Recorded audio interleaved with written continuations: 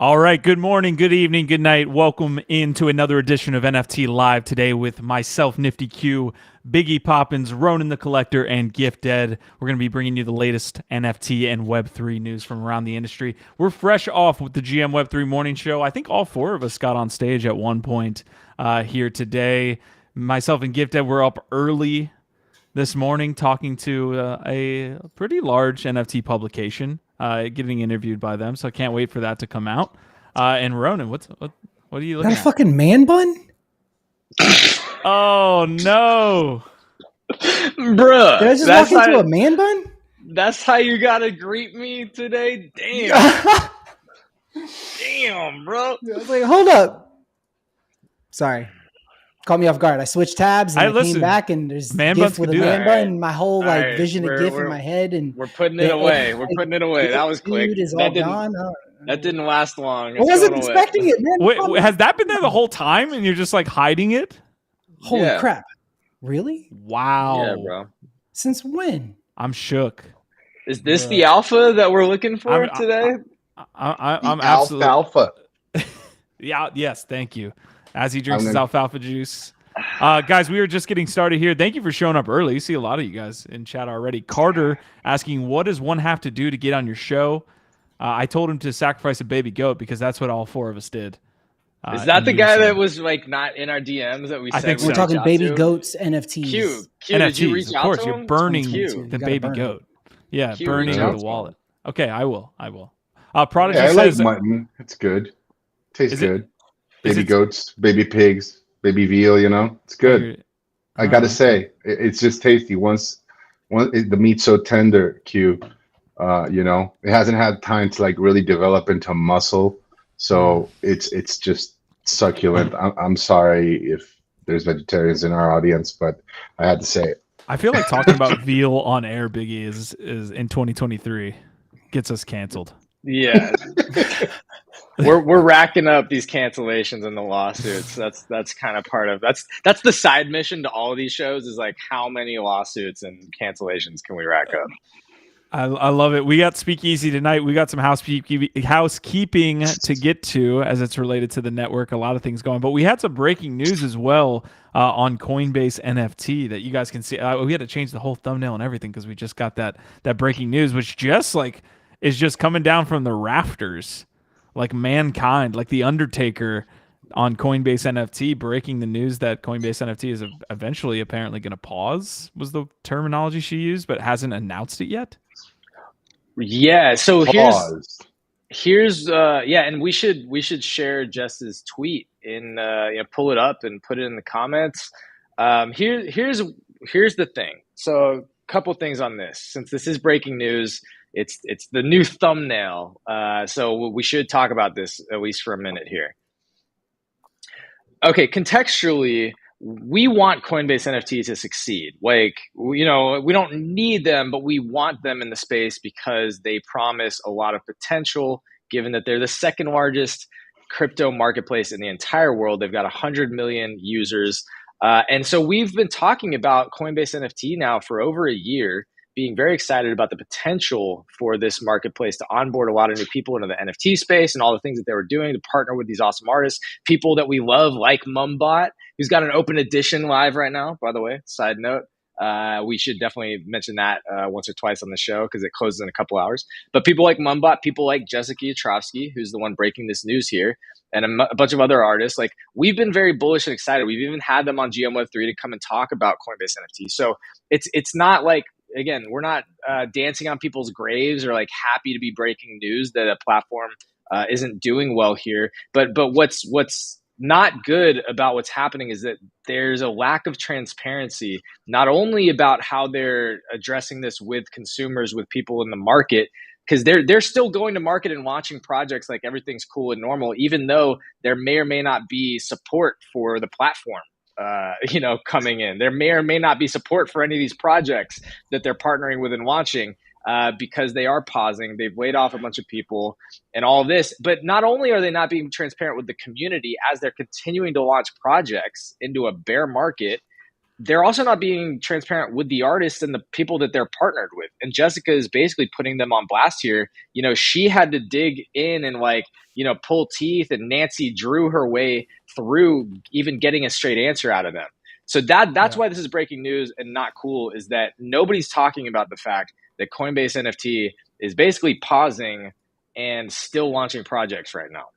Yeah, I want to get to the actual tweet here by Jessica. She says, as you may have heard, my official drop XXGen slated for this month with Coinbase NFT will no longer be released on the platform, as I have been privately informed that their NFT marketplace is shutting down as of Feb 23. Can we show it? Unfortunately, individual artists such as myself with upcoming drops were not all notified. So if you know someone who is a Coinbase partner like me, please let them know. Coinbase NFT has yet to make any public statements on the future of their marketplace that I am aware of. So that's the full announcement. It goes back to, I mean, this is a bigger platform, obviously Coinbase being like one of the biggest exchanges in the world. But Ronan would always say about these projects, like, just communicate. Just tell us that that's happening, especially with the artists that are working on your platform. Guys, I know we're jumping in straight into like some heavy news right off the bat. I will get to some housekeeping, but Ronan, Biggie, what are your takes here on Coinbase NFT potentially pausing? Yeah, I mean, I think it's unfortunate. I think, to, you know, Gift's point and to what you guys were speaking about, the biggest issue being just not being communicative, not like letting the artist know. Like if somebody internally was going to say, hey, I'm going to put this out there and let somebody know that this is happening, then at that point, somebody should have been like, okay, we should probably send an email to everybody involved. That way everybody's finding out at the same time or something, right?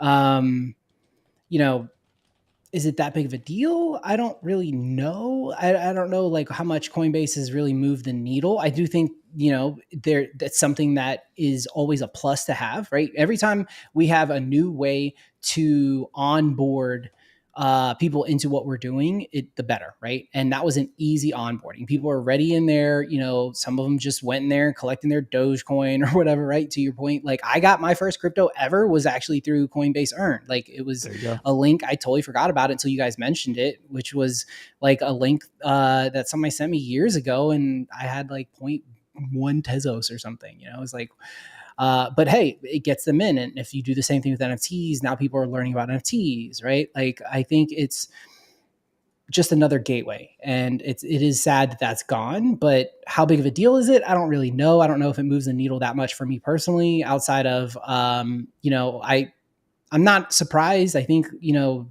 everybody understands like the situation in the world right now, right? Like, and if they're gonna pause, cool, pause, take a step back, whatever. Like, think what you're doing. But you got to communicate it, and the lack of communication is the biggest problem. What you got, Biggie? I echo what Ronan said. I do think it's a failure to communicate with their artists. And I mean, again, I'm not too knowledgeable about how much, you know, I'm not in the weeds enough to know if it is something like what Jess is saying, that they're like kind of stringing them along and not actually telling them that things aren't that good, then that's disingenuous. And that would be really, yeah, I think that crosses the line a little bit. And I understand why artists would feel slighted, rightfully so. Having said that, I mean, yeah, it bums me out. I wanted to see Coinbase succeed. I'm a fan of Armstrong. What he's done for this space just can't be highlighted enough. You know, I mean, just look around you. Look around at all the failed exchanges that haven't done anything right. Like, this guy has taken his time.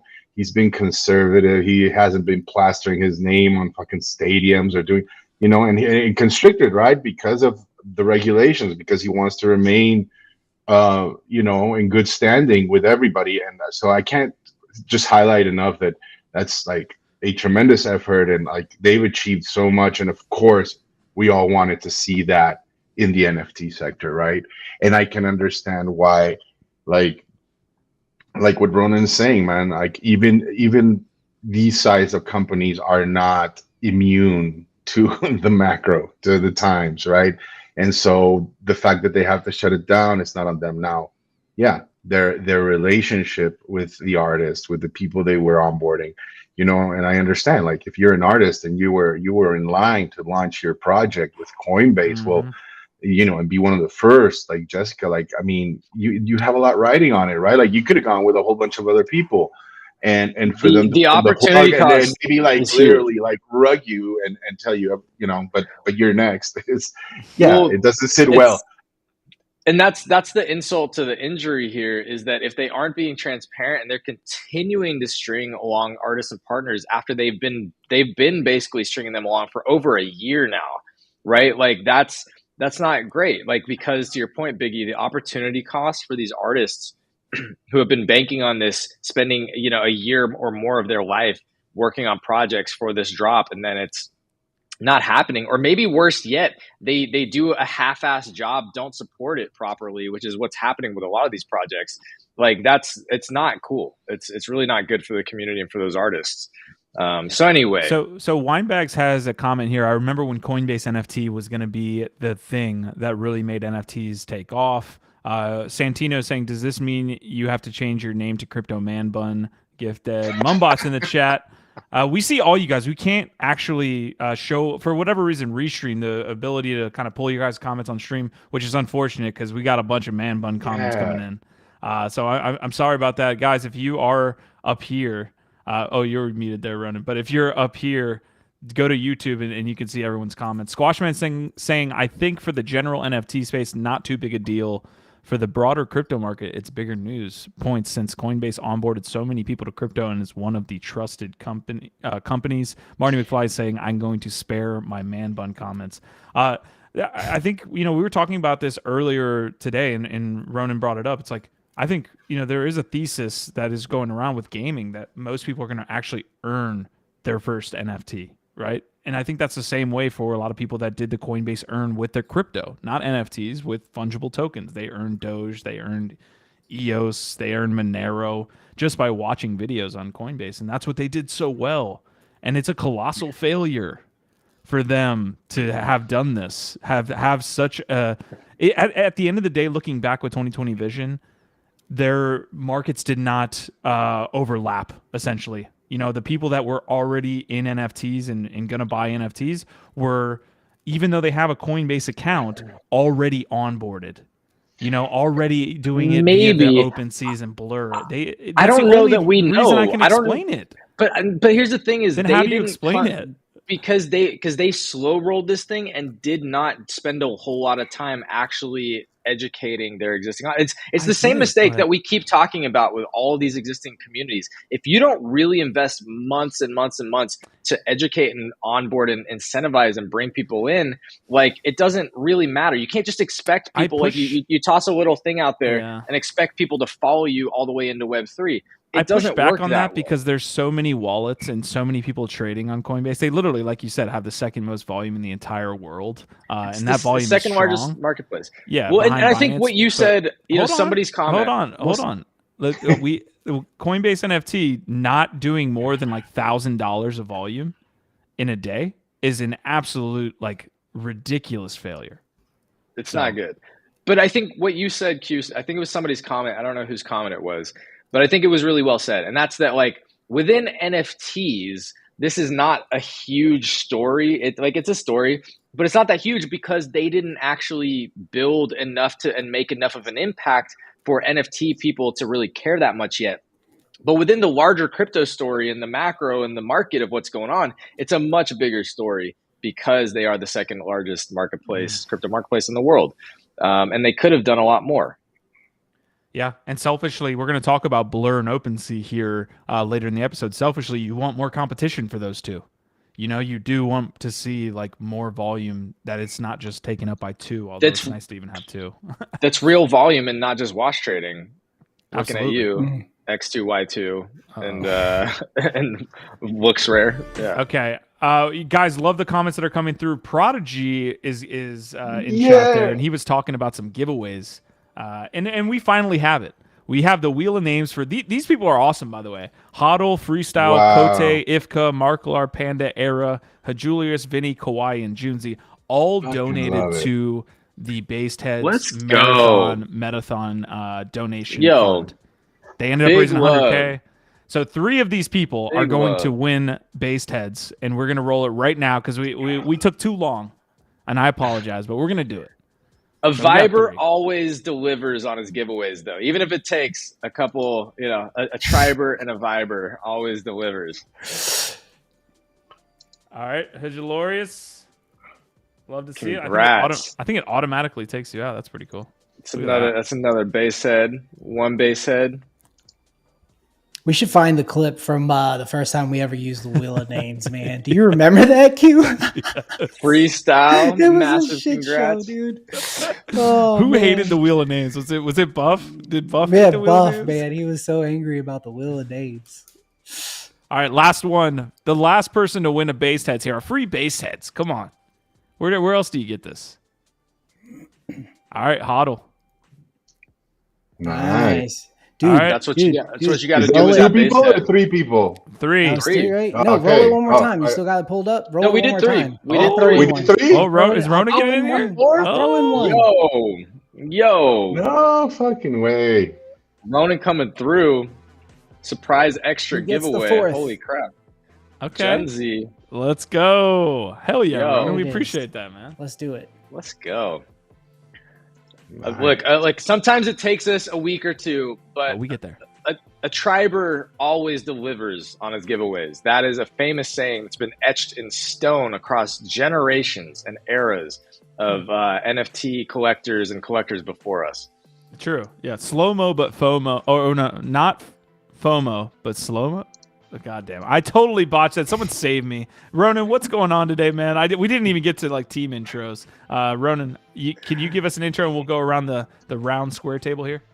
Yeah, man. Not much. It's been good. It's been a pretty good week so far, man. I think that personally, I'm starting to feel a little more invigorated about the space and about what's going on. I'm hearing like just some really cool stuff going on, and yeah, I'm starting to get excited again about NFT. So I don't know. You might actually see me tweet at some point. What? Oh, so you can't talk about it here, Ronan? Not anything. No. But, like, there's definitely some really cool shit coming, man, and there's some cool people doing cool stuff. So I think that like this year is going to be another one, kind of like last year, where we see a lot of like experimentation, a lot of brands kind of like throwing shit at the wall and seeing what sticks. And but I think this year it's going to be a little more purposeful, and I think that the tech will show that it has like real use cases. So that has me excited. Love it. Biggie, what's up, brother? Not much, brother. I'm happy to be here. Yo, how did you think that episode went yesterday in totality, now that it's been about I almost loved it, 24 hours? man. I honestly loved it. It was great. I definitely hope to have them back again. There's a lot we can explore there, Q. This was just like our first show, right? Like I was talking to Marty and asking him, like, bouncing some ideas off of him, because I was like, man, next time maybe we can do like rate my Tezos generative art, or rate my generative art under $500, $200, rate the artist only. I think it went great this time around, and I don't know. I liked it because I got a couple of DMs from people I respect that are in the generative art space that were like, dude, get me up there. Like, how can like Memories of Keelan be in like number 8? Like, what are you guys, crazy? So I like that. We pushed some buttons, fellas. So that's what it's all about. And I enjoyed it. I think they enjoyed it too. They were laughing or having a good time. Yeah, shout out again to Collectors Corner for getting them on, Biggie. I definitely look forward to talking to them more and continuing our educational, deep dives into the world of generative art, which is a fascinating sort of subcategory, subculture within this, subculture of NFTs. Shout out Marty McFly for your self-restraint. The man. Keeping those man bun comments, to a minimum today. We appreciate you. And also, Q, to Ronan's point about real utility, real use cases, can we pull up the check? Can we pull that up? Because this is relevant to the BasedHeads giveaway. to the metaverse marathon, first ever marathon that we got to highlight here with Supermassive and his painstaking. Yeah, I mean, let's play it, but dude, here you go. That a giant check. It says $100,000 on it. We're going to go and present this to Great Ormond Street Hospital. But of course, it's designed Trashland style. I wonder what the kiddies will make of it. Dude, that's utility right there. Are you kidding? Brand new collection, already doing, first ever metaverse marathon and raising $100,000 for a kids' hospital, Great Ormond Street Children's Hospital. That's fucking utility. That's fucking awesome. I'm glad we got to be a part of that as well. We're glad that you're here for a part of this episode or the full thing. If you want to stick around for the entire short episode, you can. Me and Gifted were talking. Do we want to say the name of the publication? We want to keep that on the low. Gift. We'll keep it a surprise for now, but just know one of the popular NFT platforms may or may not be writing up a feature on this awesome community that we're building together. And we may or may not have shouted out some of our favorite co-hosts and contributors down here, these guys. Yeah. Everybody got some love, and that's what I want to say here. Like when they asked like what sets us apart, a lot of the answer that we gave had to do with the people up here, as well as the community members that are participating on a daily basis, whether that's be like dropping alfalfa or, like coming in here and spreading some vibes. I think, this space, like if we want to go far, we want to go together, that's definitely something that I hold true. And it's something that we preach to this publication. So good vibes, Biggie. I love to see it. Gifted, other than that interview that we had this morning at 6:30 your time. So congrats on surviving that. But other than that, how has your morning been going and how are you doing today? Yeah, we'll see if I make it through this. I'm sure what will be a very short, quick news segment. But yeah, it's great, man. I'm awake, I'm alive, and I get to hang out with, my favorite people in the space talking about monkey JPEGs. Are you kidding? It's a beautiful day. This is what we do. GM Web3 is amazing, and I'm happy to keep the conversation going. So love it. Okay, we closed that poll. I'm getting to some of your comments, your crazy ass comments. We closed the poll that says how big is Coinbase NFT pausing impact for the industry. 66% of you said meh. So not a big piece of news for most of you. I'm going to drop the NFT live link for today. Yeah. I want to show it off as well. A lot of housekeeping to get to up front. We got will Bitcoin NFTs be popular in 23? The other topics we're touching on today are Doodles. We're touching on some Blur and OpenSea. Premier League NFTs dropped and we didn't even hit on them. I feel like that's a pretty strong move for the sports collectibles sector. Yeah. But we will hit on those. Blur and OpenSea, of course, going back and forth. We touched on it yesterday. And then Gifted got some beta passes from his Doodles duplicators buying. Well, I haven't gotten them yet.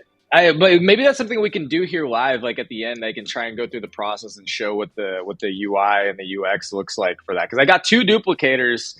I bought them probably at the top of the hype, and everybody's selling the news on me. Yeah. Thanks, guys. But yeah, maybe at the end we show what the UX to claim your beta pack. Because this is for, I think, for Doodles too on Flow. I think I get a pass to that. I don't know. We're gonna find out. So stick around if you want to see what's going on with Doodles and the duplicators. Yeah, leave a like on this tweet if you can. It does help us get the episode out. It helps get more people in here that have interesting things to say about the space. And I do have to say, I love that image of me and GIF with our sunglasses. I mean, how stunning do we look, GIF? That's just, dude look at that. Dude, Biggie, I don't know how you manage to do it. Your hair is always amazing. I know, that's why I wear the hat. It'd be too fucking bright. You wouldn't see me. Yeah, straight flames, bro. You're killing it with the hair, and I can't imagine, how much you must tip your barber. Not your barber has no eyebrows either. All right, here we go, guys. We are just not even going to make it to quick news today. I think again, we can't bring your comments up on stream. This sucks. You don't know what you have till you lose it. Asmodai saying think it's early. For the marketplace would be different if they launch earlier. Oh, sorry. I'm trying to get to Asmodai's comment real quick. He had a good one. Damn it. Prodigy saying, why is Q laughing? Bro has a mullet. Y'all both just hide bad hair with hats. Marty McFly saying I had a man bun once, like 10 years ago. That's all I have to say. Asma, you had a good comment, man. I want to get to it. Damn it. Guys, he said help me out. Impressed with the new Yes. Coinbase wallet security features and Coinbase wallet lesson for other wallets in the space. Love it. Hashrhyme saying donated to, but didn't want to leave my Addy on Twitter. I guess that makes sense. And Jacob Gooden said Q promised today would be a short episode. Don't worry, we got this. We got this rolling. Quick News was short yesterday, actually, so we're starting off on the right foot. Okay, bag check time. We are going into NFTGO. We are heading over to the market overview to see what the hell is going on. It's, staying steady, it looks like, on the market sentiment at 31. Y'all are still in massive losses here on the 30 days, so don't comment in my chat if you're in loss. Blue chip index, we've got holding in ETH USD, it looks like, and kind of dropping here on the 7-day chart. Same probably for market cap. Yeah, market cap's going down there as well. Volume's kind of staying stagnant. Holders consistently going up, traders holding. And let's check out the volume over the last 7 days. Other deeds, sewer passes, doodles, bored apes, mutant apes, checks, CryptoPunks, Porsche, Kennel Club, and a kid named called Beast that I don't think we ever even touched on. We got some community topics for Ikihaya and a kid called Beast. Right on. I'm more interested in Ikihaya. I mean, kid called Beast. I know there's people involved and excited about the project, and I do want to see what it does because it was really pumped up back last year when they did their pre-mint. I know they had some rough patches during their launch, during their mint, but people are still very passionate about it. So yeah, I definitely want to see how they fare down the line. I'm not too knowledgeable on the project. Ikihaya, on the other hand, also not as knowledgeable about the project, but again, we spoke about it I think 2 days ago. I also picked one of those NFT scene. Heck yes, please. Yeah, I have an Ikihaya pass now. I picked one up. Nice. I was able to get it. Are you in the Discord? Are you learning Japanese, Gift? I think I'm turning Japanese. But no, I have not. I'm entering my samurai phase. But no, I have not entered the Discord yet. But I guess that's the main utility with that. It's an alpha group, right? It's supposed to be an Asian alpha group. I guess that's the idea. I think there's definitely some of that, but I also think he's more like a Gary Vee, where he has like some IP or products that he's gonna try to make big within the community or like draw from the community. Again, I haven't joined it yet, so I'm looking forward to it. See, this is why I need people like Biggie and Nifty Q and Ronan in my life, because otherwise I just have bags full of NFTs and have no idea what their utility is or what they're doing. They'd just be sitting there, and I'd be just like living my life. What does this cat with the balloon do? Yeah. I also want to get down to the business here, because earlier in the month, Gifted was like, I'm literally paying my rent with ape staking, and yet my man has bought every single mint that has existed in the NFT space in 23. It's because I'm dumb. It's because I'm dumb, bro. Like, it's because I'm a fucking degen. I'm incorrigible, and I'm an addict. Hey, no I self-control. appreciate you. True degen. Love to see every once in a while, I actually make some gains. I actually like flip something every once in a while. But look at you. Look at you. Definitely not every time. I want to bring up the 24-hour chart here, because what we got were the beta passes, right? We're going to touch on the doodles here in a second, but I think they've actually made an appearance, although pretty low down on this list here. So we see the flow indicator here. We'll continue to go down. We'll see it. Doodles 2 wearables. So we got wearables buyers here, 300 of them it looks like, or at least 300 transactions, and $60,000 worth of USD. So the wearables is live. CryptoSlam is really the place I'm looking for or come to when I'm trying to find like cross-chain data, right? Or just like other chains like Flow, and the ability to kind of see what's happening. So NBA Top Shot, NFL All Day, and then Doodles are really the top three that are happening on Flow right now. You can see Doodles taking up the top spot here over the last 24 hours. Zoom out to 7 days. Q, are you gonna share? Are you gonna share your degen news? Oh, I'm not going to say it for you. But What'd he do? What'd he do? I don't know. Q, did you want to share it? yeah, I could share it. I mean, I shared it on Twitter.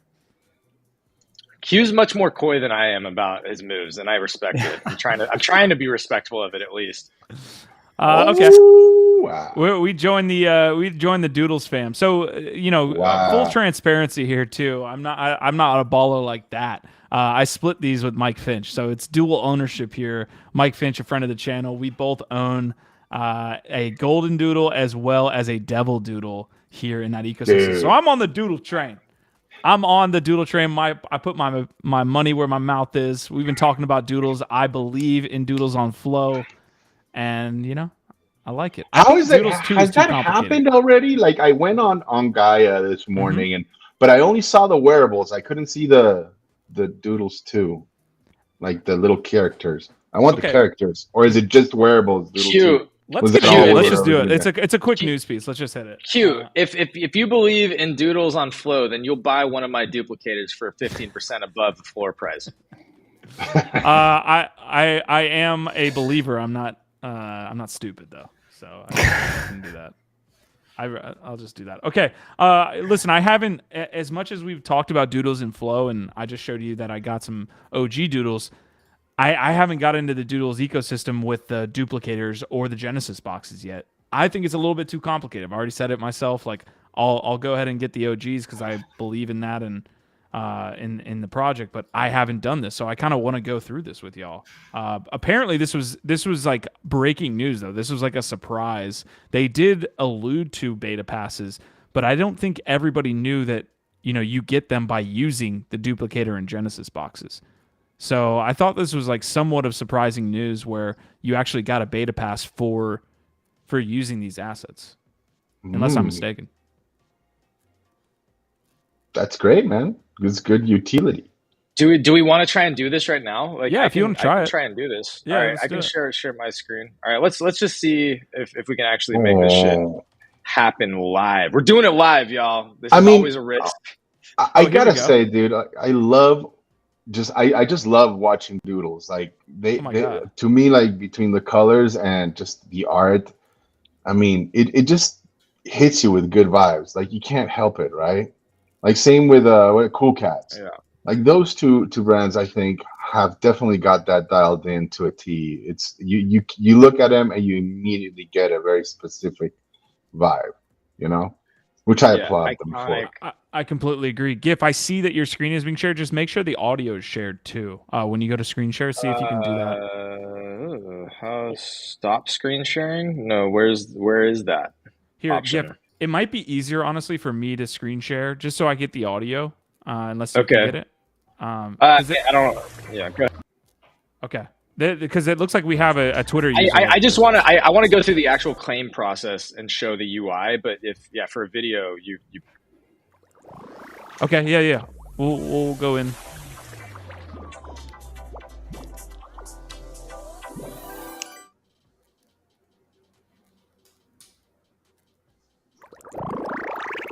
Okay, so we get like wearable reveals. Yeah, that's pretty dope.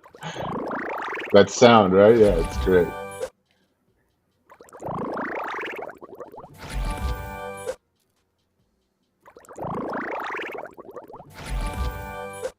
Oh, nice. The bunny slippers. Oh, those are cool, yeah. Okay. So you get a package for a duplicator and you get a package for a doodles? See again, getting back to how we've been covering this all week. Like we still don't. One of the biggest issues. Yeah. No, this has been like the brand. We look like idiots up here, dude. No, look, this is true. Like I think one of their weakest points has been clear communication around the mechanics of how this drop works, because the branding is cool, the art is amazing. Like we all love the style and the art, and that's why we're actually like still bullish on it. But it's been kind of confusing with all the different pieces of this, how it all comes together, and that's why we're showcasing it, right? So. Yeah, I don't know. We can try this real quick. And all right, let me pop back in here. Duplicate. So I'm connected through. I think this is the wallet that has the duplicators. We'll see.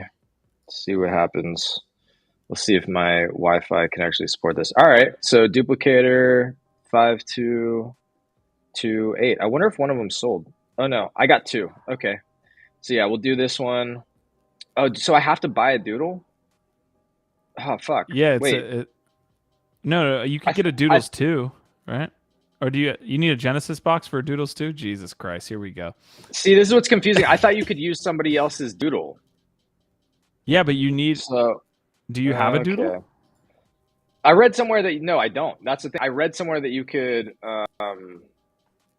duplicate using someone else's doodle, or not need one. So okay, so yeah, so unless you have a doodle, these duplicators are basically useless unless you can figure out how to do it without another asset. Okay. Right. Power of live content here, folks. We're learning here with you. Hey, we're learning. Yeah. There you go. Ronan, do you own any doodles? Like any doodle ecosystem stuff? Reason Dude, behind let me duplicate. That's Yo, why I'm you got asking, some. You got some badass rare doodles, bro. Like we should make a deal for these duplicators, or you should let me use your doodles just to duplicate. You should let me use them just to duplicate. Nope. Don't try to co-op my dope doodles. Why not? They'll probably have really dope. Your thumb. He wants to get some DNA from you. Wow. Before Gift's already trying to use me for his Dookie Dash score. Now he wants my doodles. He wants your doodle DNA. Teamwork. Andy Butler saying doodles from day one. Big issues have been communication. Marty McFly saying doodles tweet more important info from Poopy than the main account, and that's pretty weak. I don't think that's crazy to have a personal account be tweeting out more information if that's the person's MO. Ronan, why don't you own any doodles? Like you're a big proponent of flow and all that stuff. Why? Well, I guess it didn't have that tie-in before, but go ahead. It just blew up before I had an opportunity, and then like when I did have an opportunity, I didn't take it, and it's just one of those things, man. I've considered it, I've thought about it.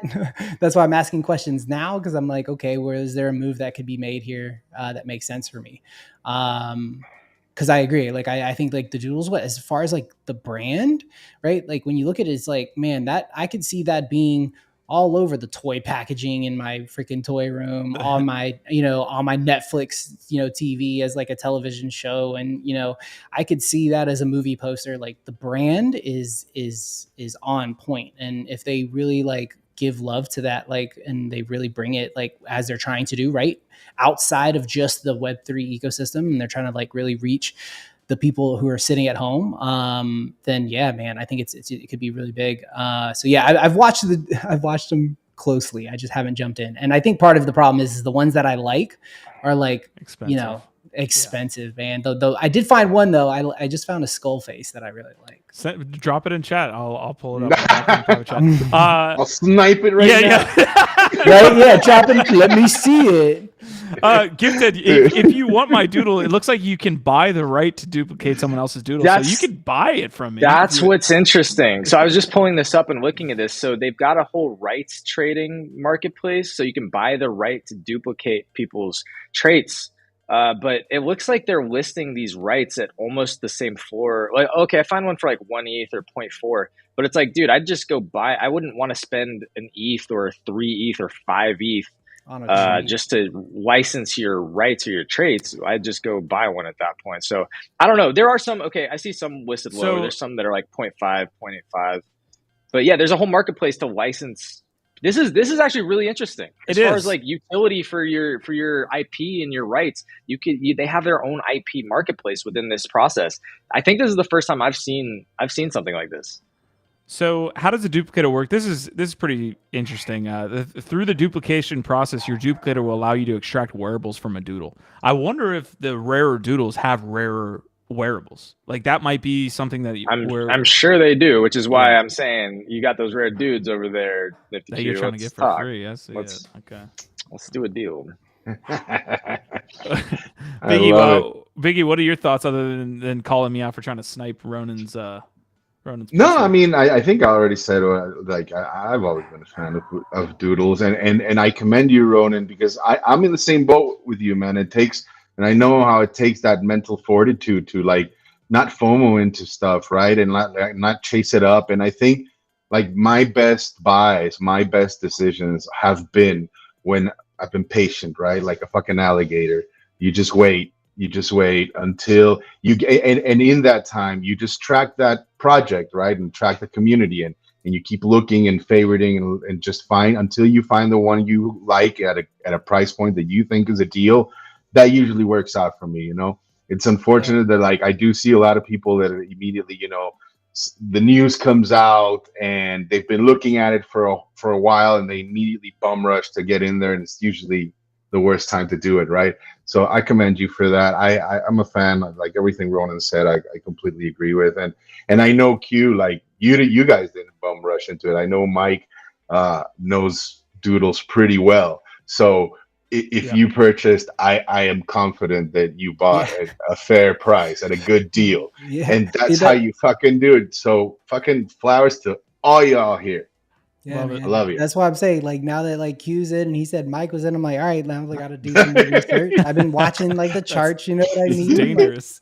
So I also like, you know, I like that's a commitment. 7 ETH is not a small amount of money, right? And like when you're looking at those projects, like I jumped into Clone X and I was like, fuck, I bought the top and then it pumped and I missed the pump and now it's back down. So it's like, you know, like you just, to Biggie's point, you just got to like pick your moments, and sometimes like, you know, you get it and you win, and sometimes you don't, and so like that affects like your trading, right? So yeah, man.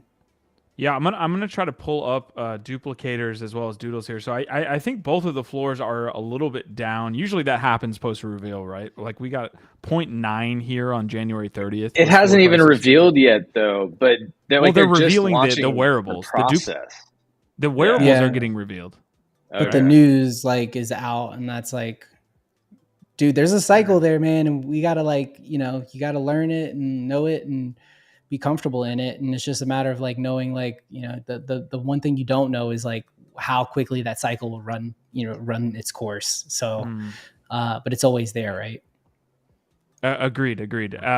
So the Doodles floor price kind of the same thing as well, like Ronan's saying. The one thing, GIF, is that your duplicator is going to be recharged at some point too, like based on, it's not a one-time use. So based on, again, the simple 3-step process here, that GIF's clone army. I can see him fucking like just running it through his head. I love how like we're up here, we're like, damn, this shit is so complicated. It's like a children's book, step 3, 1 through 4. 1 through 4. This is way, but dude, this technology and all the steps and things that actually go in is so much more. Like, you need like children's book illustrations to try and dumb it down, because it's not uncomplicated. It is a lot. Maybe, so not financial advice. I mean, Gifted got into duplicators. I think that honestly, like long term, if they keep recharging, like this could be a time where you're looking. See, all that does though is open up a litany of new questions about like, what does that even mean? It recharges. Like, does that last forever? Is there actually more things, or does that just mean that you can take one duplicator and use it on a couple different doodles just for this one activation?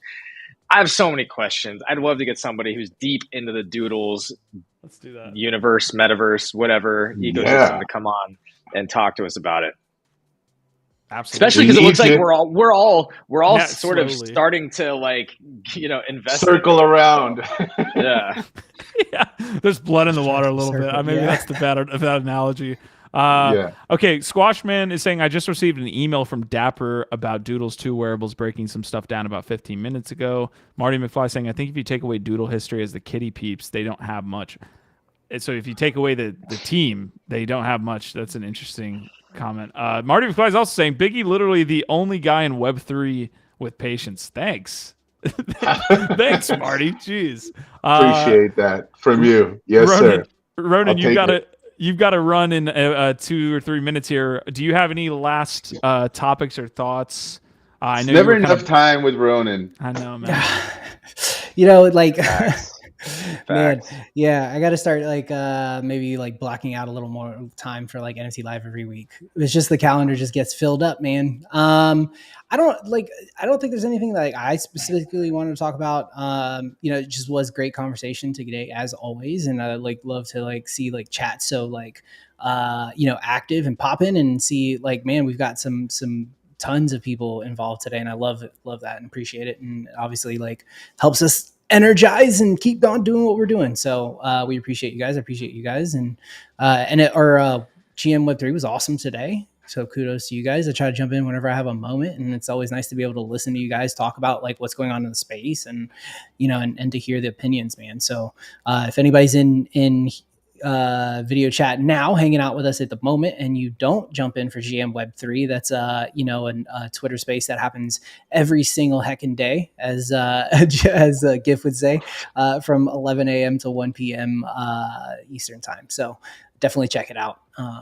Outside of that, man, I love you guys and appreciate you. I do have a 2:00 meeting though, so I'm gonna jump. Enjoy the rest of the day, homies. Peace out, brother. Peace out, man. Have a good one. All right, I did pull up that tweet there. Let's see. Hold on. I can't move it. Showbiz, man. There we go. That's the Web3 tweet from today. We didn't even have Nat Geo in this dashboard. We can definitely hit on it. I mean, that's obviously like a big piece there. I did have another one that we can talk about it briefly. It's not something we need to spend a lot of time on. Biggie, I've got something interesting for GiftEd here. What's happening here? Russ, listen, we know what you can do. Have confidence, step up there and take it. If not, if you catch it on the move, then go. Couple of free throws. Oh shit. Beefing with Gary Vee. I think he was trying to sell him some bee friends, and he wasn't having any of it. Wow. Back to the man. What a shiller Gary Vee is. He's trying to shill Russell while he's at his job.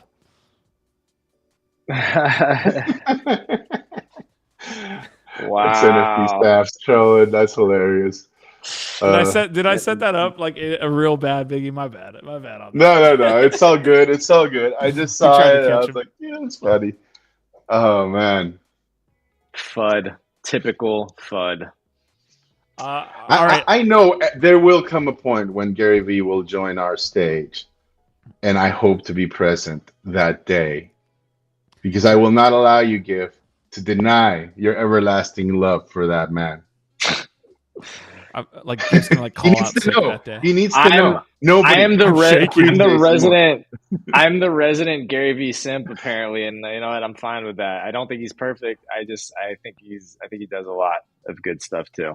And that's fine. I'm happy to hold down the Gary Vee simp card. Russell Westbrook probably doesn't think so. Apparently, I don't know what was going on in that video. Yeah. Guys, we'll get to some of your comments.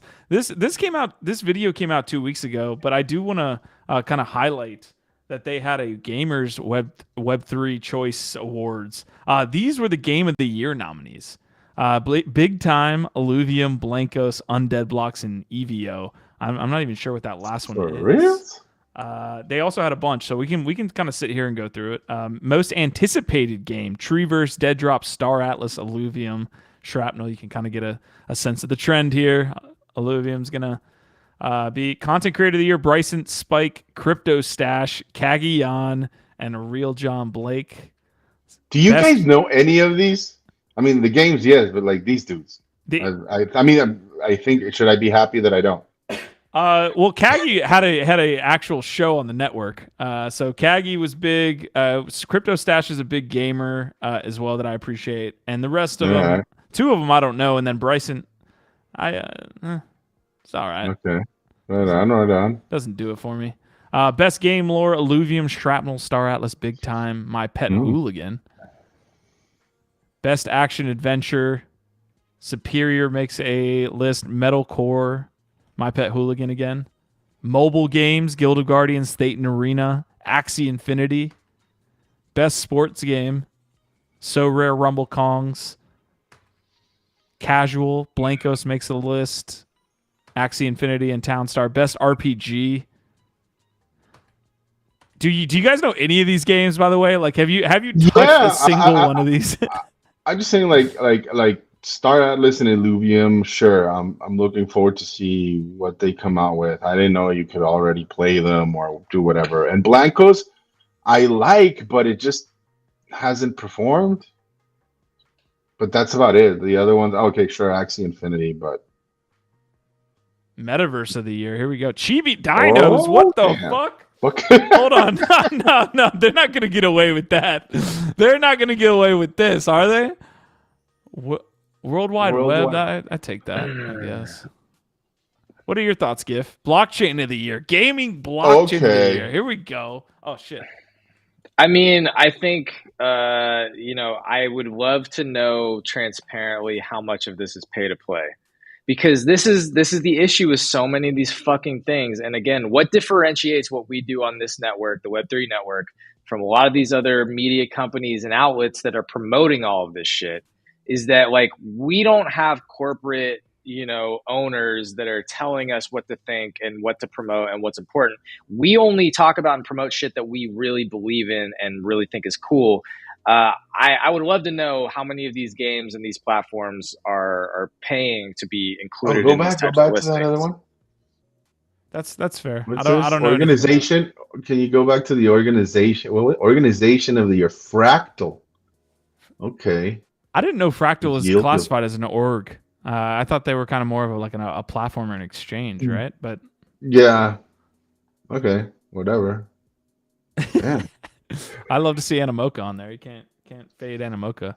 Let's see. Studio of the year. So Alluvium's in like half of these. And also they got a shout out. I think the token's doing extremely well here over the last, like, I would say week. People were doing some. I'm not going to go down a rabbit hole there. I wonder who I the would buy judges into were Alluvium long term. Were these like generated like by running polls on Twitter, or were they actual like judges behind that with like a 4-point system or something like that? They seem kind of like all over the place. Can we go back to me some metaverses? Can we go back to the chains though? You were showing the blockchains, and then I went off on my own little tangent. I do actually want to discuss. Okay, so ImmutableX, definitely Polygon, Solana, Ethereum. Okay, you know what? This looks right to me, I would say. If I was talking about gaming, like where's most of the action? Yeah. I know less about Wax, but yeah. So I think there was a Game of the Year winner. I'm gonna try to find that, but we can move on to the next. Maybe I can bring it up earlier or later in the episode. Giovanni Sun saying, I love Gary Vee. Squashman saying, Crypto Stash helped me figure out how to mint stuff on Wax. Last thing I ever did on Wax. LOL. Asmodai saying, played most of them. Asmodai is our resident Web3 gamer for sure, as it's related to, people who are just getting after it on the front lines of gaming. Would love any of your thoughts on that list, as well as just gaming in general. Asmodai, I appreciate you. Metalcore Alpha play every Friday. Justin Casey's saying all looks very PC. The Beacon is being shouted out by Hash Rhyme. So I appreciate those comments coming through. I will show this quick piece of news from ImmutableX. Immutable unveils its passport, allowing for seamless Web3 gaming. Access passes is going to be huge. We should have said that in we were talking about like trends and shit. Dude, there's a lot of this. Josh Squashman, an awesome contributor. Shout out Josh if he's in the chat. He killed it on GM Web3 this morning. But he's been talking a lot about Rolling Loud, which is a big music festival, very famous hip hop festival. They're about to launch a big NFT access pass. I think it's like a all forever, lifetime access. I'm pretty sure, which is cool. But I think that these access passes, Avalanche is about to do Avalanche Park, I think is what it's called. That's like some kind of new access pass that they're doing. Visa and all these big companies are doing different things now. So I don't know. I think access passes and these types of passports, as they're calling it, are going to be a massive trend this year and probably for the next couple of years. Yeah, Immutable was one to obviously pay attention to a little bit, and they're working with Alluvium as well. Let's watch this video, this passport video. Let's do it.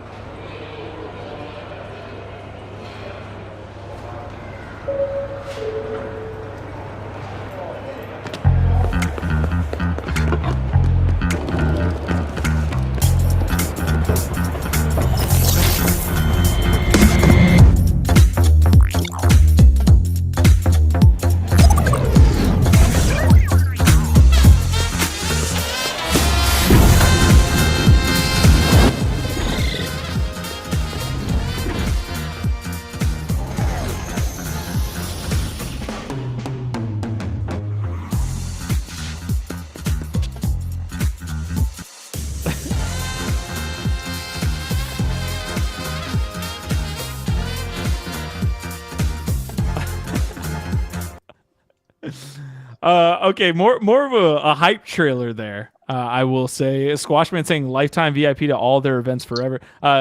Also saying, yo, this baseline is fire. That was my biggest takeaway from that immutable thing. I feel like that wasn't like showing much info on what it was, but I'm gonna jump into the actual website here, see if I can. Yo, pull this up. they know how to slap at the base. They know what's up. Instant wallet onboarding. Immutable Passport is a non-custodial wallet and authentication solution that streamlines user onboarding through passwordless sign-on and automated wallet creation. Protect and grow your community through battle-tested security, frictionless gameplay, and access to a passionate audience of the game. Love it. Love it a lot. Obviously, like Web3 gaming, we've been talking about it for a while. Needs a little bit better onboarding. MetaMask, probably not the way that most people are going to get onboarded to gaming. So the fact that they're developing a native thing there on Immutable is dope. Any other thoughts? Yeah, so basically it's going to be like I imagine you're going to be able to claim your handle, right? So that's going to be big, and then you're going to get like it's a token, call it an NFT, but like other than that, there's no like benefits, right? Like as far as like allow lists or getting first dibs at new projects or mints or anything of the sort, right? Well, the other reason I ask is I think I'm like what Giff was saying, like access passes are going to be a huge thing. I think they already are. I think Proof started this trend, or it's one of the ones that brought its notoriety most up front, and you've seen it like a lot, right? Like with DAOs, investment communities, and all this other stuff. And obviously these things usually come with utility, which is like just a broad term of saying, what are your benefits? Like, do you get allow list, airdrops, one-on-one sessions with founders, or this or that? And I just want to tell people to read the fine print and know what they're getting into, because I think these things, are businesses after all in the end.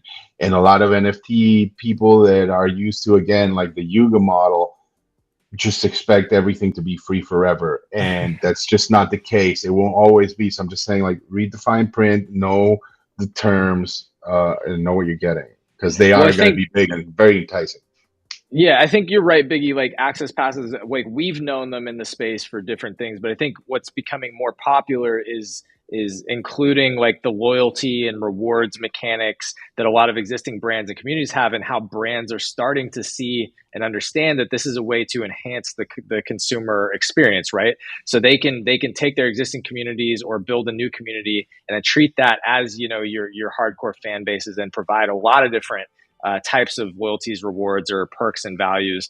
And so, that's why I say, I think Dot Swoosh, is another example. I think what Nike's doing with Dot Swoosh is kind of another access pass to some kind of loyalty rewards program that they're doing, right? So yeah, Starbucks is obviously doing this, that, we'll talk more about, but this is going to be big. And I think we're going to start to see a million of these different types of community passes from all kinds of platforms and brands and etc. And Biggie, to your point, man, like I don't think it was explicitly announced there in either that trailer announcement or on the website. At least I saw initially. No, it's kind of vague. They would benefit from having that utility, right? If you have a key, that should get you access to the different drops of what is this small ecosystem right now, but that doesn't mean that they can't continue onboarding other games. So and I think these companies purposely keep things sometimes vague. I do agree. Like you can't with crypto, like roadmaps aren't set in stone, right? And the problem is that once it's out there, people love to just hang on to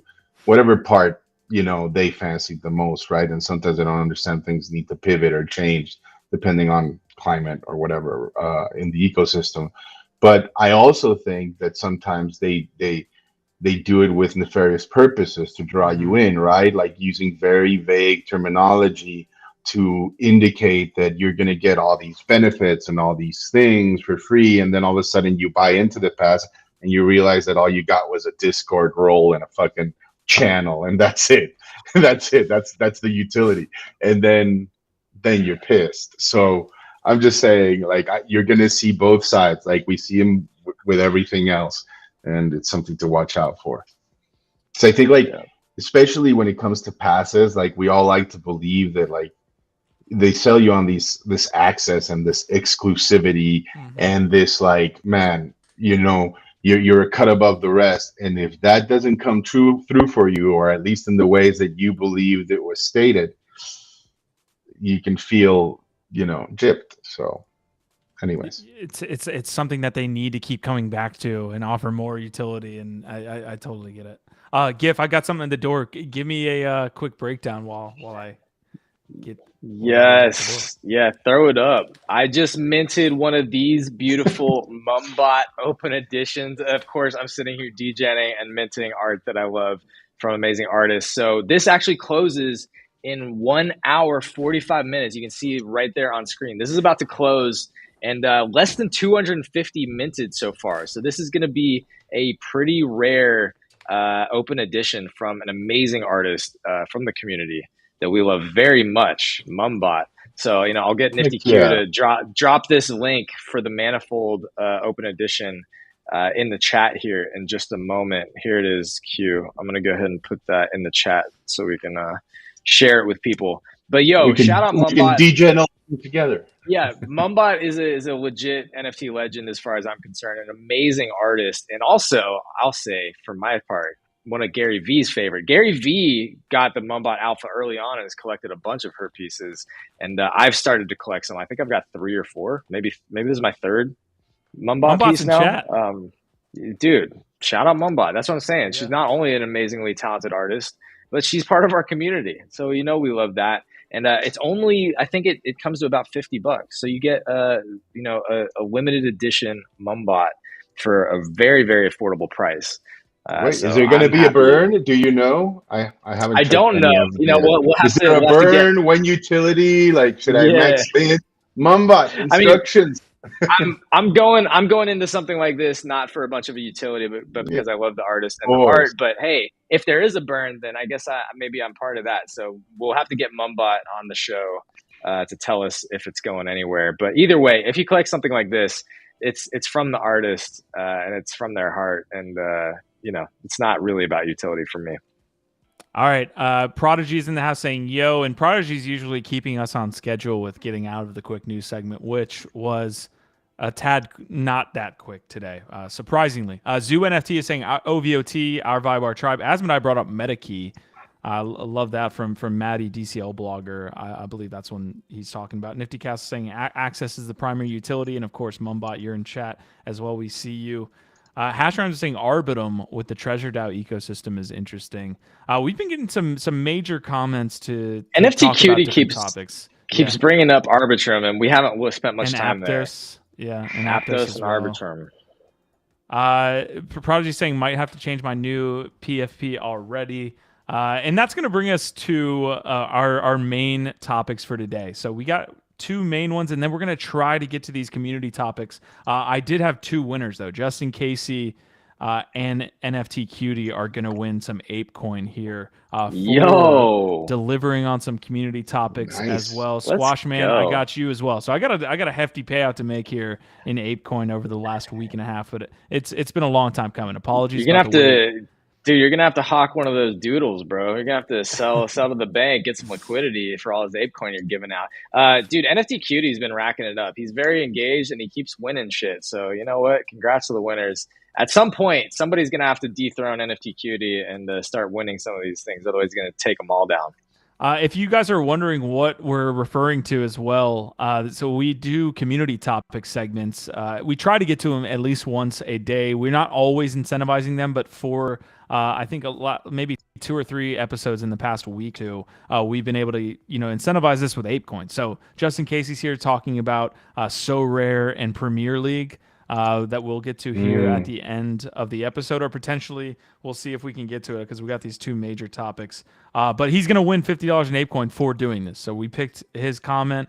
We also picked NFT Cutie's comment and Squashman earlier. So all 3 are going to get some ApeCoin. We will continue to do those as the year progresses. So shout out to Yuga Labs there for delivering. Squashman saying, no rush, take your time, Q. Thank you. Justin Casey saying, you're a doll, Q. God damn. Hold up. Just wait. What's going on? Show the mullet, bro. Show the mullet. That's what the people really want. It's not. It's flat. It's a little flat today. Usually, I like to get some. Dude, give him the full look, bro. Well, it looks like shit though when it comes out. Yeah, buddy. Yeah. Look at that mullet. See, because it's supposed to go full up, but it gets flat. Look at that mullet. Anyways, enough of those flowers. We will get into a battle here between Blur and OpenSea. Ooh. The next, I think, battle here is going to take place on the Seaport protocol because essentially, and we covered this a little bit yesterday, but I definitely wanted to follow up today and get y'all's thoughts. Blur is getting creative to circumvent the OpenSea block list. Shout out to Panda Jackson who drew this amazing visual. I love being a visual learner myself. I love when someone can explain something not in words, but very easily in a picture. And you can see Blur is apparently Germany there, and OpenSea is France drawing their Maginot Line, which Blur essentially got through by building on Seaport. So if you're on this channel and you don't know what the hell we're talking about, I'm surprised because we talked about the battle between marketplaces as it relates to marketplace royalties and creator royalties for literally months and months. And basically, OpenSea had been able to successfully block and win over Blur with their ability to create on-chain royalties. They said, hey, we're going to, in a gift that I want you to touch on this from the creator royalty perspective, but OpenSea essentially was saying, we're going to do this at the on-chain level. Future collections, if you are implementing Blur into your, I guess like being able to be sold or implementing Blur contracts, then you're not going to be able to be sold on OpenSea, which is like a death knell to a lot of projects. You have to be able to be traded on OpenSea if you want to get any type of liquidity. Well, and that was using Seaport protocol. Now Blur came out the other day and is essentially, I can show another one, a part of this list now. So you see a different applications, Rare ID, Bankless, OpenSea are building on Seaport protocol, and then that's you, the user. Well, Blur is part of this now, and essentially what that means is OpenSea cannot blocklist them anymore. This was a pretty big brain move on their part, but yeah, that's the kind of TLDR on this situation. Gift, did you have anything to add, and then we can dive into what's going on? Well, yeah, I mean, first off, big shout out to Panda Jackson there for some very, very powerful and simple visual storytelling, dumbing down these complicated topics for people like us to understand better. My one critique would be not enough cats. I don't see enough cats included in the visuals. I really think that helps for our attention spans that are short, very short. So yeah, other than that, I thought this was really helpful. And yeah, look, here's the thing that really bugs me about this whole conversation that is always, it seems to just focus on this epic battle between the marketplaces and not enough focus on what a lot of it's about, which is the royalties that are key for so many of the creators coming into the space. It's literally the why. It's the ethos of being able to support yourself as an artist, to build wealth, to capture more value of your work, and be able to do that in a sustainable way, have some longevity for a career, support yourself. And all of that just seems to get lost and like forgotten whenever we talk about the marketplaces battling it out like this. So that's just the part that bugs me here, is that, the people that are stuck in the middle of this battle are the artists and the creators. And, right now they're just getting kind of dicked around on either sides as the marketplaces vie for position. Biggie, any thoughts on Blur versus OpenSea? Yeah, definitely, for sure. Like, must be a little bit frustrating for artists, right? And for me, I mean, I always dig watching these big dev teams battle each other and try to outcode each other. Like, as much as my smooth brain can understand, I still love watching it occur, as long as you don't fuck with my money. That's the one caveat I have. You guys can go to fucking war and do whatever the hell you want. Just please don't fuck with anybody else's money or assets. if you can do that, go at it. I'll be in the sidelines cheering you on. So well, and I that's my think, 2 cents. this is one of the interesting things that we learned yesterday from our Collectors Corner, generative art experts that Biggie brought on. Shout out to them again. Is that it sounds like Artblocks is going to be launching their own marketplace to protect artists and to support artists, or to support themselves, but also something more artist focused and a more artist focused marketplace. So this does present an opportunity to somebody that can actually stand up and protect artist royalties as these marketplaces, vie for, dominance and, throw out, like get around the royalties and, innovate the tech and do this cat and mouse game. There's an opportunity for people to create artist-centric marketplaces, and I think Artblocks might be one of the leaders. Yeah, and I think them, and I mean, what is it? CryptoPunks have had their own marketplace for a while now. I know a couple of other collections like Tajigen have done the same, and I think I like that concept. I like that idea because you're able to dictate the terms under which your project can trade, right? And man, foreseeably, maybe make some fees on the side and not have to deal with these bigger dexes, right? So I think we will see that more down the line. I mean, I can't see why it's not just more beneficial for the brand, right? And there are protocols that are working on this technology to be able to offer it up to everybody, individual people, right? Like I wouldn't be surprised if Manifold down the line will do that for their artists and the collections they've launched through that. I would love to see that. I think it's great. That's what crypto is all about. You are in control of your assets, and you can compose whatever mechanisms, gamifications, whatever royalties you'd like to collect or fees. I mean, that's what it's about. So the more you can empower creators to do that and the project, better. Blur making this move, and Biggie, I think I vibed with the way kind of you were looking at it with like them big braining OpenSea, because that shit gets my hair on end with like the composability of Web3. You talk about it being the Wild West. It's awesome when you see this shit just live out in the open outside of like regulation and all these different things. Of course, we don't want to see anything bad happen. That's why regulators exist, because we don't want to see people killing each other on the fucking streets. But when something like this, where it's like healthy competition, we're using your protocol that you set up to try to beat us against you in a way, it just highlights the composability feature, man. I really love shit like DAOs buying other DAOs and there being like DAO merger acquisitions. That's where my mind goes, and it just gets me so excited about what this space is going to look like. Yeah, 100%. My only issue is that when I hear that stuff, like you said, I get a little bit of chills down up my spine, Q, because the first thing I said, like, what the fuck can go wrong? Because you just added another layer of composability and possibly risk on top of it. However confident you are in like all the audits that Seaport might have received or this or that, it's just another level that's in there between you and your money and your interaction with other things.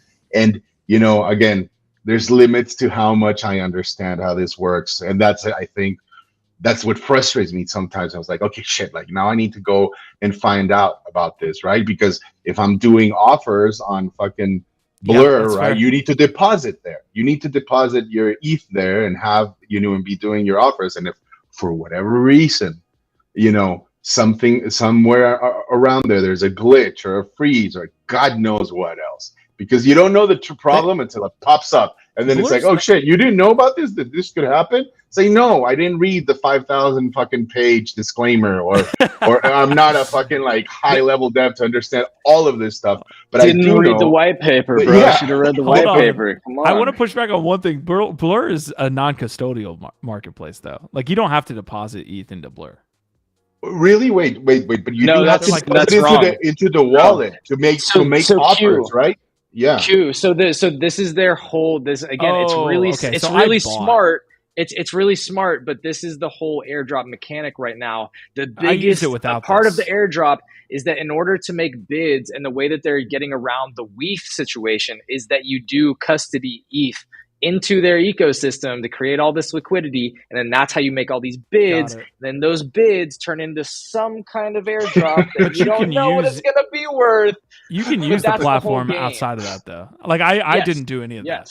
So okay. Of course. Yeah, you can sweep floors, you can buy directly for sure. But if you want to make bids, you need to deposit into like I forget, and they also do try to tell you, right? Like it's your wallet, blah blah blah, or this that. But to me, it's just another level of abstraction. It's another contract, another interaction, another composable fucking Lego in the stack that can, for whatever reason, go down at the worst. And always, as it tends to be in crypto, it's always in the worst fucking moment, right? And so again, I'm not saying it is, and I'm pretty confident in the Blur dev team. You know, I'm sure somebody like some fucking dev out there is like laughing at me. He's like, "Oh, he doesn't know Seaport's been audited and live for like years or whatever." Without a doubt, we're getting laughed at right now. Can you fucking blame me? Yeah. Can you blame us for like getting a little bit paranoid now whenever all these things happen? You know, it's just Biggie. The last time I saw this really cool gamification play out in the wild, because often we're like pontificating. It's like when a DAO merges with another DAO. It's like but we don't see that often. Sounds like a song. The big brain play that did get made in this space, which was really cool to see, was the launch of Sushi, right? Because Uniswap launched, right, and then Sushi launched right after it. And it was basically like, we're going to be the better developers. We're going to do this same thing you're doing, but we're going to take your code and try to do it better. And that's the type of shit that gets me jazzed up, man. Yeah, I agree. That moment in time, it was great to be a part of it, right? Yeah, it was. It was really, really cool. And again, thank you, devs, right? An NFT Cutie saying Blur is going to rule in 2023. Justin Casey saying enough with OpenSea and their bully tactics. I don't know how they haven't benefited enough from the stranglehold monopoly they've held for years. How much is enough? Oof. Like it. Listen, I mean, again, the competition is important. I think what's interesting, what's happening right now between these two marketplaces is that Blur didn't launch trying to be like another OpenSea. I think this is one of the mistakes that Coinbase did. I think this is maybe even kind of the mistakes that looks rareable. They're all kind of copying the most successful model instead of saying, how do we innovate and provide something different with a different set of tools, different experience? Blur is a trader focused volume. It's like you go in there and it feels like a trading floor. It feels like you're on, a market, of indexes, or like, if you're a fucking hardcore trader, this is what you want to see. It's a very different UI and experience from OpenSea. And I think that's part of why you see these are the two dominating ones, is because they're both providing a valuable product that's very different. And I think both will succeed because they're actually, yes, there's overlap, like the hardcore degens like us. I use both now.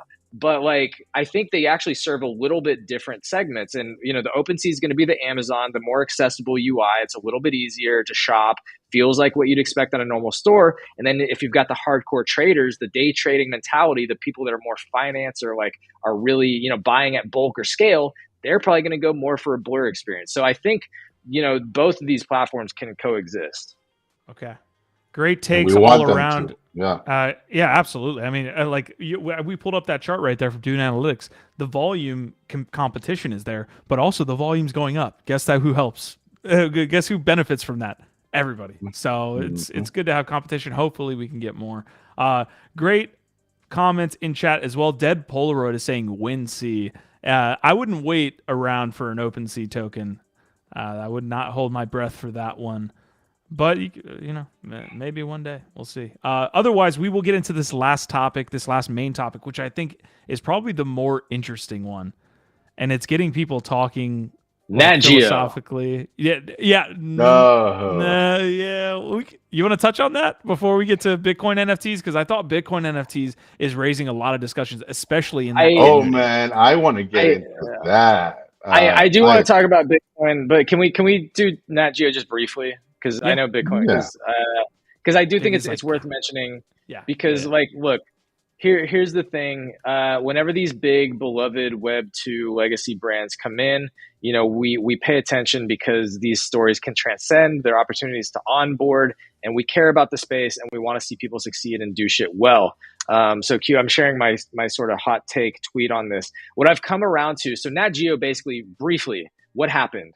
Nat Geo launched a collection through a partner called Snow Crash on the Snow Crash platform. It was going to be, iconic wildlife photography, which is what they're known for, and it failed. It didn't go well. The tech didn't work properly, and it locked collectors into a closed ecosystem on the Snow Crash platform. They weren't transparent. They didn't educate their community. They started talking about Bored Apes and shit in their Twitters and pissing off their existing user base without actually spending the time to bring them along a journey. Again, invest in high quality education onboarding tools to make sure that their community was receptive and ready and understood what was going on. They didn't do any of that. So this was a huge mess. Another example of a famous traditional, quote unquote, traditional brand, legacy brand entering Web3 and failing horribly.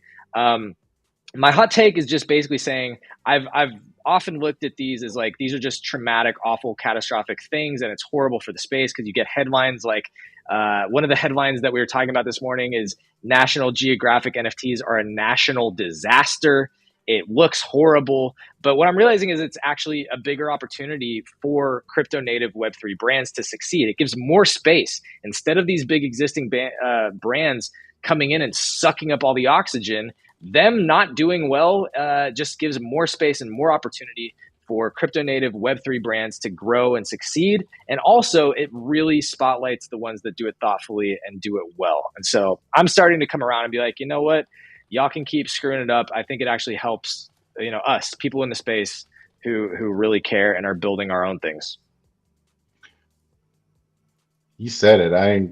I'm not going to follow that, but yeah, it's unfortunate. It's just go to the back of the line. Try again. I'm looking at the interface for Snow Crash. I mean, just the text layout. What is this? It's horrible. Why would you partner with these people? You know what's crazy about it is that I know that there are very successful photographers that have worked for National Geographic and love the company because how it has fueled their careers, and they would have been happy to give them their feedback and knowledge about how they have found success in the NFT space. And again, yeah, it's what I bet you they didn't talk to them. They keep and so we keep bringing this up every time because Betty put a fine point on this. It's who the heck is advising these brands? Whoever it is needs to just stop. The agencies that are calling themselves Web3 experts, that are purporting themselves to know what the heck they're doing, that keep advising these awful launches, they just need to fucking stop. Y'all are not helping anybody. Yeah, y'all aren't helping anybody. You're not helping yourselves. Maybe you took down a quick check, but you just fucking made yourself look like an asshole and ruined your long term, your own future in the space. So just stop. Well, okay, there's a couple points. I am getting to some comments here in chat of people are interested in it looks like there was an OpenSea token comment, but staying on this Nat Geo piece, this has happened over and over again. Where someone is trying to play both sides, and we've said it over and over again. You're either going to pick your community and introduce it like a Reddit or a Starbucks and say, we're not really going to go down the Web3 route. We're not actually going to try to court the Web3 community. These are just cool things that we want to experiment with. Or you have to say, we're going to solely make a product for Web3. We'll release it for cheap or free and try to build up our community there. And then eventually we can cash in on a big drop, because that space, that time in the world does not exist anymore for you to come in and sell out a big drop like a Pepsi mic or a Budweiser NFT, some shitty bullshit, and just sell out and nobody care because they're all making money. That does not exist anymore. What they're trying to do is play both sides. To GiftEd's point, they're reaching out or are tweeting about Bored Apes. It's listen, you can't play both sides. You can't try to market this to both your community and the Web3 community, because both sides are going to smell you out. Both sides are going to smell you out. Yeah. And yeah, Snow Crash, Jesus Christ. Yeah. So they snow crashed, and that's our topic. All right, let's talk about Here's- Bitcoin NFTs. We don't need to spend more time. Gif, on it. here's the other thing. Are you, if you're advising Nat Geo, I would love to get your take, but if you're advising Nat Geo, do you make them go with Polygon at this point? Because they're selling this shit in Matic. Like, how many people? Yeah. Are, why would you go into a closed ecosystem or launch in some unproven, shitty website like this? There's so many other ways that you can do this that's more decentralized, more Web3, and just a better experience, right? Like, dude, we ourselves with a tiny team and no resources have built, easy, simple, working, Web3 interfaces where you can go mint and it goes straight into your own wallet and it's easy. And then there's a bunch of other companies that actually have a proven track record of, doing this. You could do something through a Nifty kit or a manifold and probably customize something better than this. You know what I mean? I mean, dude, there's just so many ways that with the resources of somebody like a National Geographic, which by the way, is part of like I think it's owned by Disney. They have so many fucking resources. How do these people, this is why we're so critical of them. When like little shops like us that have no resources, no benefit, no promo, like we can do better launches than y'all. It's really frustrating that like these companies that have endless fucking resources comparative to the rest of us can't figure out how to do a better job. And it comes down to short-sightedness, bad advisors, not knowing what you don't know, ego, thinking you know more than you know, and yeah, just bad execution all around, and rushing, too much rushing. Mm-hmm. Take your fucking time. Take your time. Don't just fucking come out of the gate and try and launch some shit and come in with your hands out like, oh, we're here. Give us your fucking crypto. You're also, again, going back to this Matic point, and look, everybody's making really good points, but going back to this Matic point, they're coming out with their hands out gift to a well that doesn't even exist. There's like, they don't even know the market. There's like $50,000 in volume. It's like saying, I'm going to go to Coinbase and launch this on Coinbase. There's nobody there. Who are you selling this to? How unfortunate, dude. I can't believe it. It is very sad to see, but bottom line, they don't deserve us, fellas. They don't deserve us. Like my ex. All right. We will get into Bitcoin City NFTs. Boy! This is boy! just in case he's saying, I think these brands are being sold a bag of goods that don't exist yet. He's also saying you're spot on. Agreed, 100%. Let me see. No, okay. So we are getting into this fascinating, like crazy situation with Bitcoin NFTs. This guy, Casey Rod Armour, has shaken up the Bitcoin community by launching NFTs on Bitcoin. And I believe there's already Bitcoin NFTs that exist, but I don't think it's been done at scale. Kane has been where Pepe is, right? Kane was the first person that actually like even told me that they exist. I did not know Bitcoin NFTs were a thing until I met Kane Mayfield. So I know he knows about them, but I know they're not a very big thing. So apparently maybe this is making it a bigger thing. So I think what's happening is there's a fuck ton of these. And that's the problem. Like they're not being held as NFT collectibles, although I think they are. There's just a lot more. What you see here is that in the project called Ordinals, again, it was launched by this guy, Casey Rodarmer. It says Ordinals and Bitcoin NFTs work by individually tracking single Satoshis, repurposing these as NFTs, but sats themselves are still fungible, I swear. Biggie, I'm learning about this just this morning, right? So you school me if you got it, but this is I think the bigger story is the reaction by the community, because they're incredibly split. Oh to the my point God, where they're trying to censor this from happening. Well, it's no secret that the Bitcoin community launched in 2009. Is notoriously stubborn and hyper-conservative, and has a lack of coordination. That's just a fucking fact. Having said that, who cannot be a fan of Bitcoin, right? And I think smart contracts on Bitcoin, to me personally, have always been like a holy grail, like a why not, like how could you not, right? And I'm of the camp that supports things like rootstock and stacks, which I'm very bullish on. I am not very schooled on these ordinal tech, but I'm glad that somebody's doing something about it and kicking up dust and bringing attention to it. Because if you're talking about just security, like let's not talk smart contracts or transaction speeds, just security and decentralization. I get it, it's proof of work, it's not green, but just security, decentralization. There is nothing like Bitcoin, and it is the ultimate ledger to me. And if you are able to write data onto it, I get it, like it can be very costly and it can quickly slow down the system. But just if you could, how fucking valuable is that?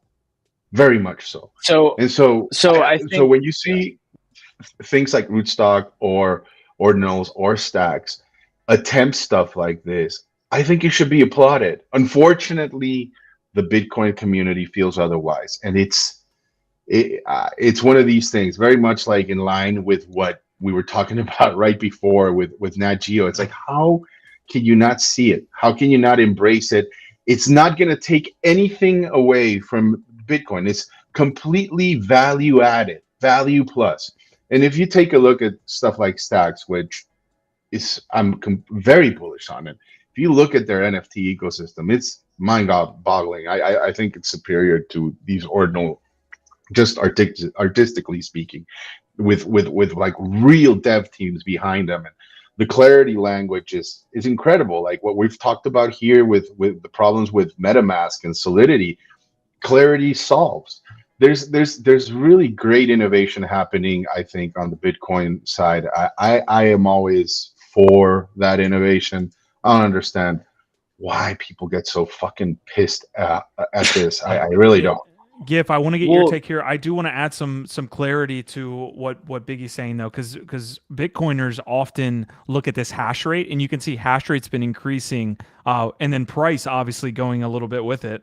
So Bitcoin hash rate is going up. This is a metric they use to judge security, but also health of Bitcoin, right? So as hash rate goes up, the security of the network goes up, which is good for Bitcoin, to Biggie's point. But go ahead. Yeah, I like that you're digging into like clarifying, and because I think this is an excellent opportunity to provide some more context and maybe some education, maybe some helpful insight around like what is all this about? Why is so many people heated about it? Why does it matter? And so I'm going to do my best to provide like a high level layman's explanation of like some of the context that goes into this, right?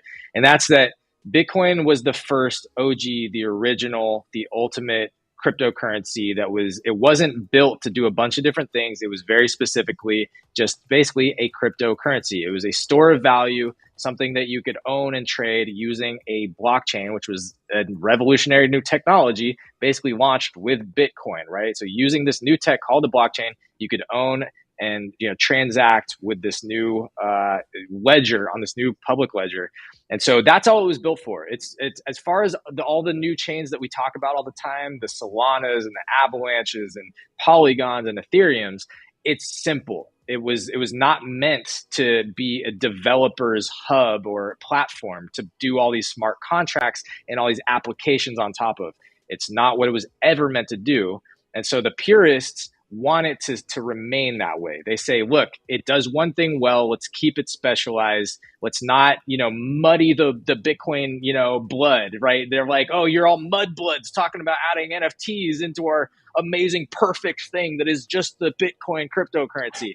And so what we're talking about now is because it wasn't set up, like the technology cannot be easily changed. It is, once it's deployed, it is a smart contract that runs on the blockchain, and you can't go just easily edit it and change it. So it exists in this simple format, and it's very difficult to like change it.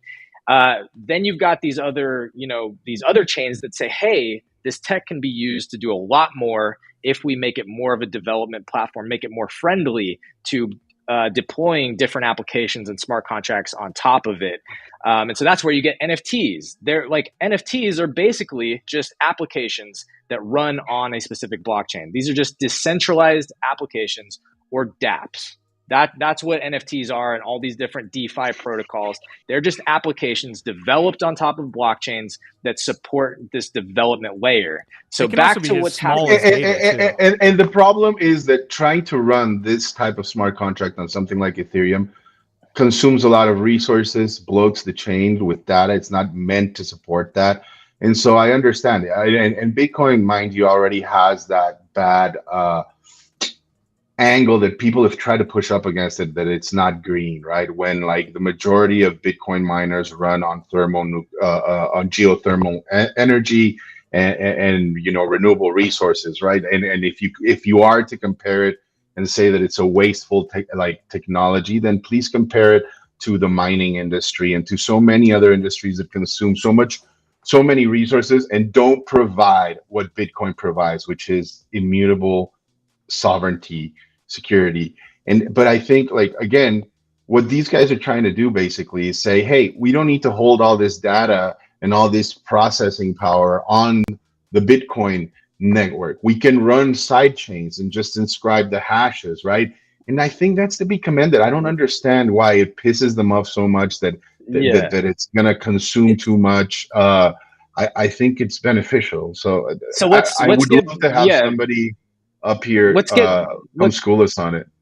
Yeah, let's get into these pros and cons. So just to Biggie's point, like, basically what is happening now with this ordinal situation is that people are finding a way to use the lowest denominator of a Bitcoin, which is called a Satoshi, or a SAT for short, to basically attach metadata to, which is kind of like a smart contract now, right? So if you can use a SAT or a Satoshi, this small denomination of Bitcoin, to basically attach metadata to, it can operate and track that, right? Own it and track that metadata in that specific SAT. You now basically have a non-fungible token that you can own and trade. So this is infusing this sort of development layer potential of NFTs and all these other things into the Bitcoin network. But to Biggie's point, the smart thing would be to use layer twos or side chains, these sort of like intermediary add on top of layers of technology to handle all of that metadata, so that you're not having to congest the network, the Bitcoin network, directly with all of that extra data. That's what people are upset about. That's why the maxis are saying, no, this is awful, but the tech exists. And I'm on the side of Biggie of like, look, if you can use tech to solve the problem of congestion, then this is only good. All this does is add more utility to the Bitcoin network. Yeah, real quick, I love the what you guys are riffing on, so keep at it. I just want to continue to add context. So Lightning Network is probably the largest like application layer that these guys in Bitcoin have been working on, which is just like Lightning payments. So you don't have to wait 30 minutes, 10 minutes, 5 minutes, whatever for a payment. That's built on a layer 2, like GiftEd's saying. So that's the idea, right? To have the consensus layer be at layer 1, but have the trading. And there's a whole bunch of, like, there's an arrow here and there's an arrow here, but there's a whole bunch of fucking big brain shit that's going on to make this shit happen. But you could do it on like via basically what the Lightning Network does. You can build on top of Bitcoin, right? Yeah. So continue riffing, guys. That's it. Like, unless Biggie has any other points, I think, like I said, my part, I agree with him that, like, if you can use Lightning Network or layer 2s to relieve the congestion concern, to me, there's nothing but upside to adding this kind of utility into your network. Okay. I do want to get to what I love, the Maury Povich show-esque nature of what's happening with Bitcoin, and everybody in chat is talking about it. Squashman saying Bitcoin NFT situation will be incredible to watch. Justin is saying it's spicy over there between maxis hating on the pro Bitcoin NFT posse. Love the nerds, ordinals for the win. I think all three of us, obviously being in other, we're not Bitcoin maxis. We love Bitcoin. We're not the Bitcoin maxis talking about hardware wallets and how the only thing that should ever be developed should be developed by blockchain technology is ultra sound money. Like that's Bitcoin clear. maxis are maximalists who basically are purists who think that like it's perfect as it is. Don't touch it. Don't fuck with it. Just let it be what it is. Right. And so those maxis who think that Bitcoin is the perfect thing, better than any cryptocurrency, they tend to get very, very heated and very touchy about this stuff. This is probably like a lighter, like not heated, but giving the other side of the take, right? You can't stop them. Well, of course you can't. Bitcoin is designed to be a censor resistant. Doesn't stop us mildly commenting on the sheer waste and stupidity of an encoding. At least do something efficient. Otherwise, it's another proof of consumption of block space thingy. So again, like the argument here is it's you're wasting this on like just images, which I want to also get details on. Like where are they pulling this from? Because I pulled this up and you got a Trump NFT photo right there. So I don't know like how the images are being generated. I'm trying to figure out like what technically where are these coming from is my question. No, you guys need to check out like something proper. Like it blows my mind too that like no, it really does. It's like I get it. This is like taking up so much attention right now, but there's amazing stuff that's already been developed, like that's like with a real marketplace and amazing artists and all that stuff, and this is what's getting fucking these fucking images, right? Like, but I mean, yeah, no, I get it's literally the first image that comes up. Someone sharing it on Twitter, that's why it was brought up. But here's another take. Jameson Loop and Sasal.e. So let's see.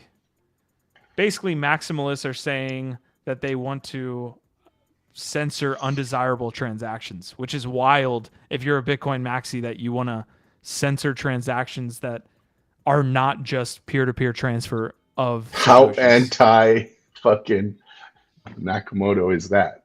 It's insane.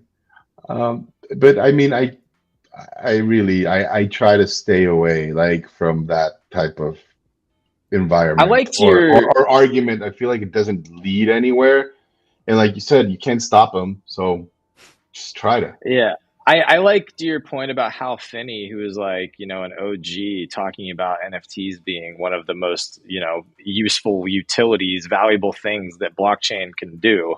I don't know. I don't want to spend too much more time on this. I think it's fascinating, and we're going to be covering how this conversation plays out, where it goes. I'm personally excited. Again, anytime there's a big, massive experiment. Here's the thing. Like, this also has potential real positive implications for NFTs because Bitcoin is still the big daddy, the largest cryptocurrency by market cap. The most people in the world who have touched crypto have probably touched Bitcoin. And so if this can also give them some kind of entry or experience with NFTs now, then that can help onboard a lot more people as well. So I don't know. I'm excited about it. And we'll be paying attention. So we do have to hop out here, folks, in about 2 minutes. Biggie, is this happening on the Bitcoin network right now? Is this Bitcoin NFTs? Yeah. So yeah, these are Bitcoin NFTs. They're on the Stacks network, but very much the same type of gist as what these others, where it inscribes basically just a hash, and everything else happens on the Stacks ecosystem, which I find it very very interesting the way they designed the whole. Proof of transfer is what their protocol is based on, but basically it's a staking mechanism where you stake your stacks and you earn, not in stacks, you earn Bitcoin. So is this a layer 2 sidechain or? I think that's the best way to place it. It's like a layer 2. But I know a couple of people in this ecosystem that I'm a part of, and I'm gonna see if we can bring them on to talk to us about why they've chosen to develop on this platform and what they see as valuable on BTC, which we've touched upon briefly here, but it would be great to have it from the horse's mouth, as they say, right? Yep, would love to. So a SAT in this situation would basically be taking on the form of like an ERC 720 or an ERC. Like, it would basically be like one of those types of tokens now. Obviously not the same, but I just mean like, similar to how non-fungible tokens use a certain format, they're now reformatting a SAT in a way. Yeah. Anyway, all right. Well, this seems to be the biggest the biggest NFT release or mint, whatever you want to call it, at scale, which is why it's taking up the network, which is why it's coming into the foray of people who don't want this shit on the network, which is wild. Because again, Gifted brought it up. This is Hal Finney. This is Satoshi. I think this is Satoshi. This is one of the creators, in my opinion, of Bitcoin, talking about a use case other than Bitcoin, other than peer-to-peer transfer of money. He's talking about this stuff. So if he's talking about it, and again, I'll sit up here and simp for Hal all day. Like, there clearly is a use case. But go ahead, Biggie. And there's a demand for it, right? And I think like when like we're up here, we love NFTs, right? And we don't particularly care what chain they're on so much as who's behind it and what the intention behind that project is, right? Mm-hmm. And I think you are seeing teams go there and develop there, and so they're staking their names and they're putting skin in the game because they see value in it. Why do you want to fucking limit that? It's mind-boggling to me. But we'll touch upon it more. I definitely want to, because I think it is because it's Bitcoin, because it could be Bitcoin NFTs, right? But hey, I mean, what's the start of a new year without a little bit of Bitcoin drama? Like, it just seems to happen all the time, right? Like, I think last year was like Miami, where like I think there were actual like fist fights between ETH maxis, and yeah, man, there were actually like altercations. I know that. I don't know if they got into fist fight. They call pushing somebody an altercation. I don't know why, but whatever. There was like actual physical. People actually got physical. I wish I would have been there. That would have been fun, but or maybe not. I'd be in jail. Yeah, exactly. But it always freaking happens with these guys. Like, not surprised. Gotcha. All right, folks, we are bouncing out of here for NFT Live today. You guys tuned in through the whole episode. We appreciate you guys so much. Ronan the Collector was here giving his takes on Doodles. I feel like we're kind of circling the wagons here on Doodles, so maybe we could get Biggie Poppins involved. Maybe we can get Ronan involved into that ecosystem. Otherwise, NatGeo had some good comments, touched on Bitcoin NFTs, of course, Blur and OpenSea. That was a fun combo, boys. Heck awesome. Yeah. Appreciate y'all. Appreciate Ronan. Our vibe, our tribe, y'all. And Nifty Q, we gotta figure out a deal for these duplicators, man. I gotta do something with these duplicators, bro. Find me on the open market, baby. All right, folks. We're getting out of here. We'll see you tomorrow. Thank you so much. Our vibe, our tribe. Love you guys.